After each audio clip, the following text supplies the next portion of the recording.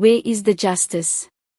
That question echoed across the political landscape today as opposition leaders from several parties stood side by side, calling for the immediate reopening of a series of corruption cases that were quietly closed by the prosecution.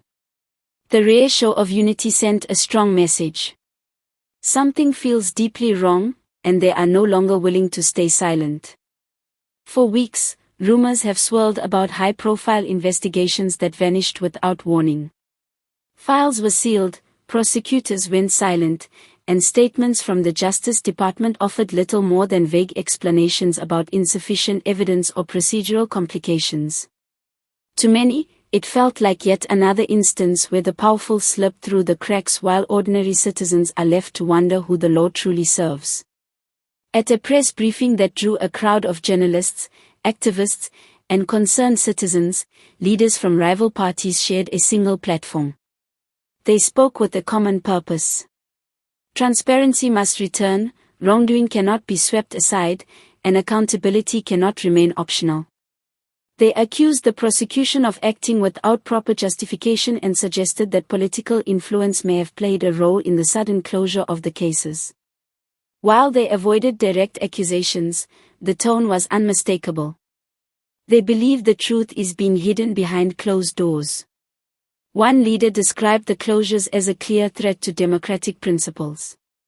Another argued that public trust in the justice system is already fragile, and decisions like these only widen the gap between government institutions and the people they are meant to serve. Several speakers urged the public to stay alert, pointing out that corruption thrives in silence. If the public does not demand answers, those responsible may never be held to account. Their joint statement outlined a series of demands. First, a full review of every corruption case closed in the past 12 months. Second, an independent panel to investigate why these cases were dropped. Third, a commitment that no political office bearer, regardless of party or position, is exempt from the law. They stressed that these actions are not attempts to score political points, but part of a larger effort to repair a justice system that appears compromised. Behind the speeches was a palpable sense of urgency. The opposition coalition warned that if the Justice Department continues to resist transparency, they will pursue legal action and mobilize nationwide demonstrations.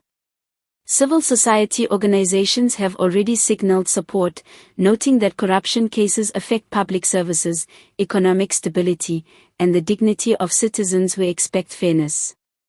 The issue has sparked a wave of reaction online.